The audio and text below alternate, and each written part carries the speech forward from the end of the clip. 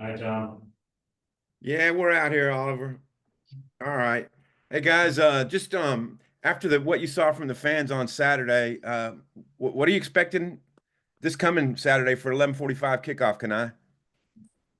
Uh, Honestly, I couldn't even give you an answer, but I definitely think that like our fan base will be on board for it because like we still got to come out and dominate, still got to come out and win a game. So, and I know if that's something that we've been itching for, and I know for a fact that Auburn fans as well has been itching for a win as well. So I think the fans on both sides will be anxious to see this game and see how it comes out. I feel like it's gonna be a pretty good game to watch, pretty interesting Yeah, game. But like them boys gonna have a good game plan, and we will too. So I yeah, feel like Devin, what are you expecting after the what you saw Saturday against A&M?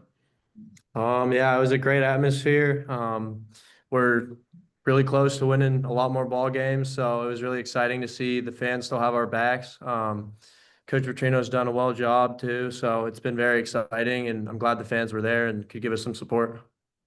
Yeah, can I what do you make of this Auburn offense? honestly, they're electrifying. They got some good guys, especially on that skill board. They got my boy Jackson, old friend of mine, starting at QB. And I've been proud of him and seeing his progression of how he's been developing as a quarterback.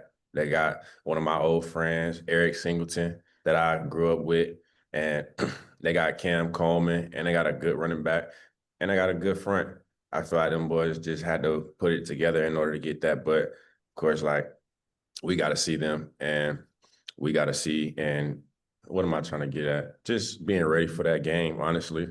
We know who they are and they know who we are. So it's just more so preparing for that offense because we know if we let them get off, then it's going to be some trouble. So just being ready for them guys, stopping all their explosive plays and just getting to that ball and make sure like everybody's getting tackling relative to that football, which is something that we've been living by and that's been our standard. So we're just gonna keep on chopping wood and making sure that we're more aggressive than them. Yeah, and you've seen Jackson Arnold's game up close. What do you make of what he's doing at Auburn? Honestly, I like how faster he thinks. That's something that me and him like last year had to talk about like his progressions and being able to read things better and faster and even being able to take some risks with scrambling. I seen he had almost like I think he had about like 100 yards or something like versus Baylor scrambling. So Mhm. like we just got to make sure we keep him in that sauna and make sure that he got to go through each and every progression and make sure we stopping them guys because once we stop them guys, we got to make sure that he makes his best decision. Yeah. Devin, your punting average is up this season. Can you talk about maybe what improvements you've had? Yes, sir. Honestly, I've just been trying to work on my consistency. That's been the main thing for me. I know I can hit a big ball, working on my field zones, but the main thing has just been consistency. So it's been going up, and so is the average.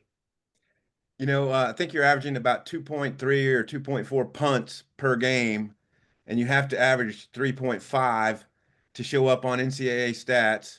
Does that bother you? No, it doesn't bother me at all. I love that our offense is scoring points. I want to win the ball game no matter what it is. So I just want to help the team no matter what, and it doesn't bother me at all. I guess you've seen his work this year. What do you make of Devin's punting prowess? I was just sitting there overthinking like sometimes that boy be out. He put up numbers, but he be out kicking. He be out kicking our coverage sometimes. So we be in practice almost just hauling and. But I ain't gonna lie, he's a great kicker. He knows what to do. He knows how to do it. He sees his progressions. He's not just somebody that's just out there just kicking a football. Like he's a very professional about his technique and what he does about his game. So I appreciate Devin all the time. Thanks, guys. Go ahead, Matt. Yeah, Kani, just curious if you've been able to talk to Jackson or Cam or Eric or any of those guys. Honestly, I haven't reached out to him. I mean, I'm pretty sure like as the week goes by, like we won't reach out to each other because we already know what time it is. And I respect that on their end. And I'm pretty sure that they respect it on my end. Of course, like it's all cordial and it's all good when we see each other and after the game. But I feel like there's no reason to reach out to each other or nothing like that. Cause at the end of the day, when we gotta keep between these white lines, it ain't no friends. So I mean, It's all love, but we know what it is. Yeah, how often is it for you in college to maybe match up with a receiver on the other end that's been a buddy of yours? Uh, honestly, it's honestly happened a few times with me. Previous last year and even 2 years ago, I played against some of my guys like Javon Baker and Kobe Hudson. I played against, well, at least I was close to playing against one of my former teammates, but schedules just happened to end up to be different. And of course, like we end up going to a different conference. So like it happens a few times, but not really like this, guys. It's another guy on there that's hurt right now, and I hope he gets better, and I hope that his healing process goes as faster than what it is. Horatio Fields, number 5, that's at Auburn too. I know he's out with his foot injury, so like it doesn't really happen too many times. All of my people and all of my close friends, that like you kind of separated, if that makes sense, and like all different conferences, all different sorts of but different ball games. So honestly, it's pretty fun to watch, and it's gonna be pretty fun to get to see them boys and ask them boys how the life been going and all that after the game. Just going up against Mike Washington these past 2 weeks, what have you seen click from him over these past two games? He's been locked in over a whole nother notch. Honestly, for like multiple weeks now. I can admit that. Like he's been a different guy by himself. Honestly, kind of bring me back to the guy that I met in January. And I don't know what it is about him, but maybe he felt like he had to rekindle and refocus. But it definitely shows like off the field when he watches film and even on the field when he's running, because he runs very hard all the time and he doesn't stop. So honestly, like he's been locked in on another level, and it shows. Yeah, yeah, just a quick follow up on that. Do you remember the moment when you kind of realized like, oh man, this is the guy back from January? Like, was there a moment that you realized that? Yeah, it was like I believe like week 3 or week 4, and we was going in and we was lifting, and I can just feel energy, and I can just see like how just I don't know, like like Michael Myers like kind of deal, like just kind of just stuck, like but not more so stuck in his mind, but more so like just locked in on a different stage, and it was like okay, yeah, like I got my guy back. Yeah, Devin, you're nodding your head. Do you have any follow on that?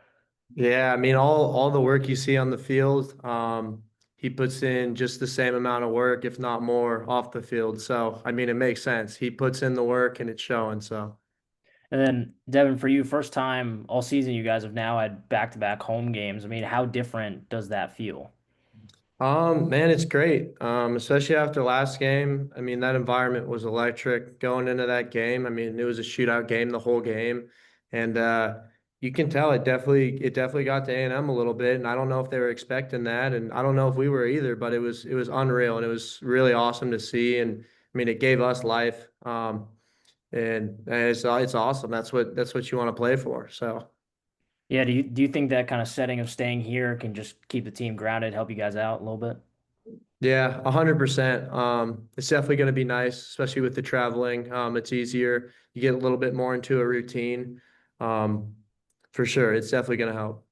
And then Scott Starzik has had a few misses, but also a few key makes. Just how do you think that he's kind of halfway through the season? How do you think he's transitioning into his first year? Yeah, I mean, as you know, he's a young kicker. He's got a crazy leg. The kid comes in. I mean, he works day in and day out. I think it's very nice for him too, coming in with me and Ashton being older guys. So, I mean, we have all the confidence in the world in him. And I told him, I mean, since day one, if you make every kick, I wouldn't be surprised. But if you miss one, it's how you handle adversity. That's the biggest thing for him. And, he's going from high school ball to going to these big environments, like the Tennessee game. I mean, 101,000 people. I mean, it's unreal. So it's just a different level. But I mean, he's handled it really well, and he's a very talented kicker.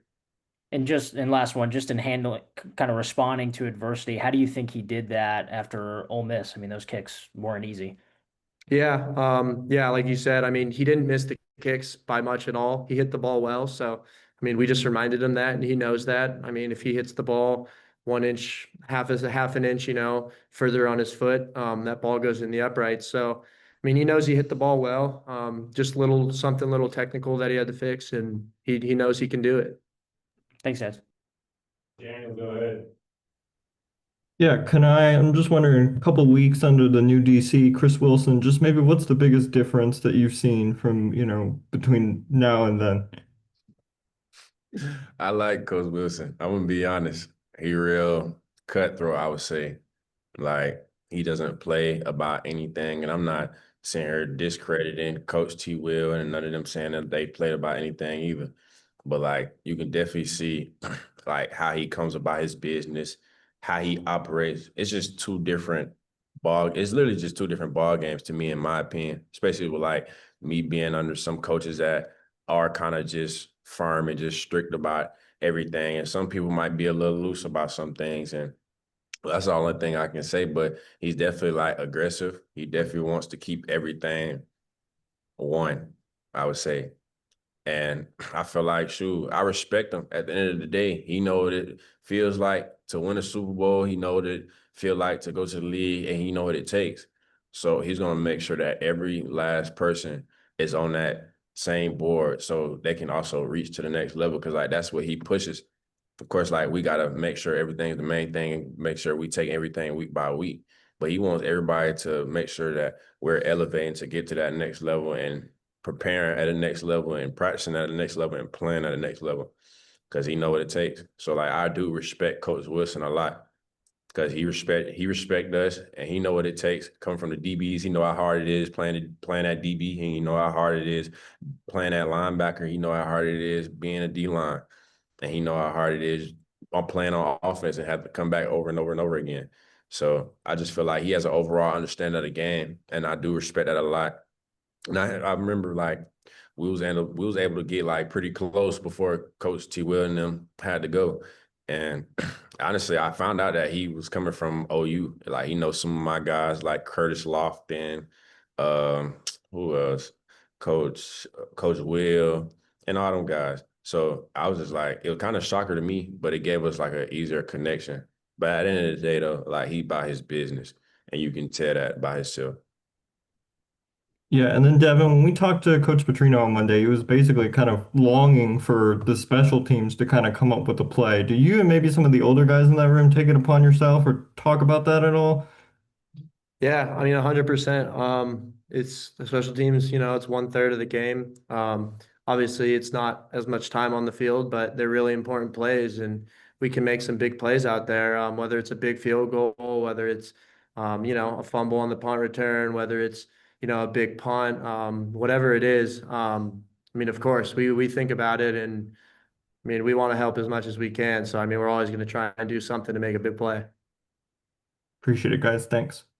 Tyler, the last one, if you still got it, your hand up. Muted. Tyler muted. Thank you. Kani, after the game against A&M, Petrino said he was waiting for you guys just to get a turnover, and that never came. So what's it been like in practice trying to emphasize getting that turnover, and how is it going to be done this week against Auburn to try and finally get that one? Honestly, we keep the main thing the main thing. And that's something that we prepare for. And of course, we talk about turnovers, and that's something that we practice during practice, making sure we're gang tackle the first person to get the tackle, and the next person, everybody just raking at that ball. So honestly, it ain't been no more so a overemphasize or a less emphasized, because that's something that we've been continuing to try to push. And that's something that we've been also like getting very close at. So I definitely feel this turnaround, and I definitely feel like we can have some turnovers coming up this upcoming Saturday. Perfect. Thanks, guys. Thanks, fellas. See you Saturday. Thank you.